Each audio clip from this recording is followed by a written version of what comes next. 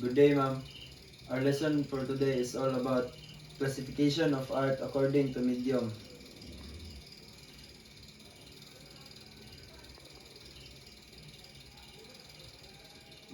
Practical, environmental, pictorial, auditory, musical, narrative, and dramatic.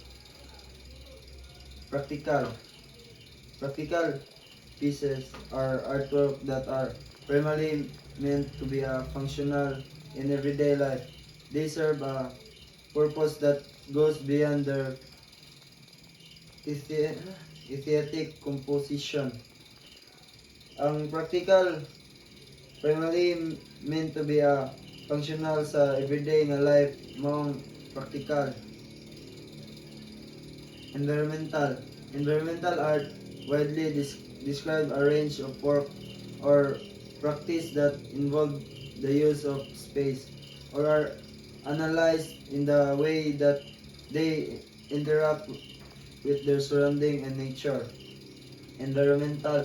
Nag-involve ni siya sa paggamit sa space o yun sa pag-associate ani sa surrounding and nature. Pictorial. Pictorial art is a kind of an artwork that is predominantly visual and spatial. Pictorial. So, predominantly or ang main element ang visual or spatial. Auditory.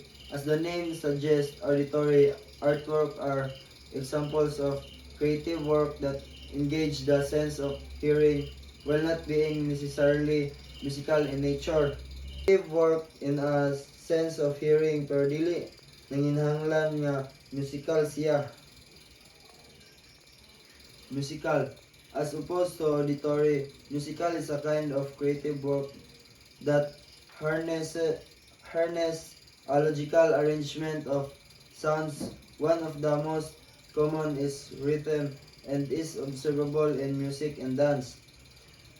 Musical, pare-pareha sa auditory nga nag-focus on creative work pero this focuses in a logical arrangement of sounds.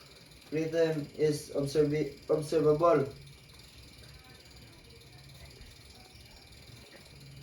Narrative. Narrative is also a creative work that follows a sequential story structure, such as event unfolding across time, foremost applied in the literary sense, but also encompass other media that follows this sequential logic. Narrative. Simply from its name, creative work nga nag-follow og sequential story. Dramatic. Dramatic is a classification of art often tied up with theater and is used to describe work done by or for performance-based representation. Classification of art na tied up sa theater or associated sa theater. Performance-based ning representation. Medium is simple defined as the material or substance used by the artist to produce a work. Mo ni siya ang gigamit nga material para maka substance.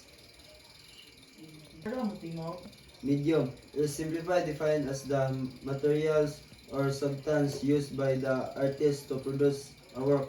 Mo ni siya ang material nga gamiton para maka-produce og art. Sakto.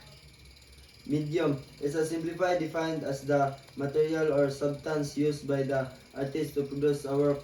Mo ni siya ang material nga gamit para maka-produce og artwork.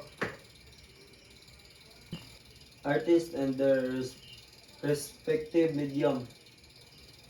Ang artists nga sculpture ang gigamit ang kay stone, metal, wood, found object. Ang artist nga architect ang gigamit kay concrete, metal, stone, wood. Ang painter, pigment, and paint. Ang musician, musical instrument. Ang dancer, body language and movement. Ang theater may utilize several art from forms and mediums. Ang photography and cinema, camera, film, sound and video recorder, and other related equipment. Ang writers and novelists, words from their mighty pen.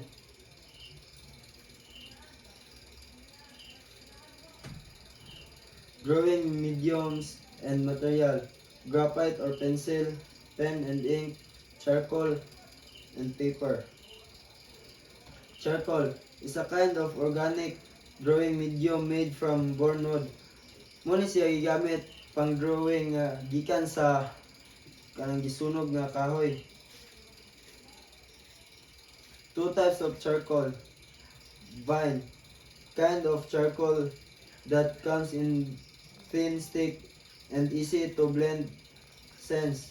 Muna siya ang klase nga charcoal nga nipis nga easy i-blend and essence. Compressed, kind of charcoal pressed in a wooden casing creates darker shades that vine charcoal. Muna siya ang charcoal nga gipress sa wooden case nga maka-create og dark nga shade kumpara sa vine. Graphite, or more commonly known as pencil, is a kind of drawing medium made from a soft mineral, more common and easier to use and not as messy as charcoal. Graphite, common siyang gitawag as pencil, gigamit ni siya sa drawing nga gikan sa soft mineral o common ni siya and sayon gamiton di pra kaugawon pareha sa charcoal. Kinds of graphite. Ang H nga graphite kay kuan siya og lighter shade, then ang B kay darker shade, and ang HB and F kay middle range type. Pen.